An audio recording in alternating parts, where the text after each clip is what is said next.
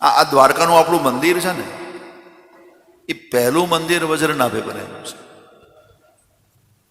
પહેલું મંદિર.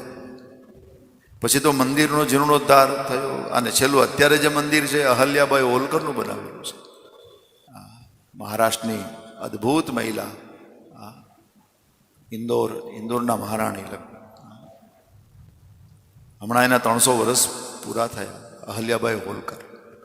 આપણા ગુજરાતમાં ઘણા મંદિરો, આપણું સોમનાથનું મંદિર અત્યારે જે ઊભું છે એ સરદાર પટેલની દેન છે. ઘણા લોકોએ વિરોધ કર્યો હતો, પણ કનૈયાલાલ મુનશી અને સરદાર પટેલ એને બનાવ્યું. બાકી કે આપણા કહેવાતા હિન્દુએ વિરોધ કરેલો એ વખતમાં 50-60 વર્ષ આઝાદી પછી લો ને. જેણે સુપ્રીમમાં એફિડેવિટ કરી છે કે રામનું અસ્તિત્વ જ નહોતું, એવા લોકોએ બહુ વિરોધ કર્યો હતો, પણ માન્યા નહીં કોઈ. એ સોમનાથનું પહેલું મંદિર અહલ્યાબાઈ હોલકરે બનાવ્યું. આપણું ત્રંબકેશ્વરનું મંદિર અહલ્યાબાઈ હોલકર.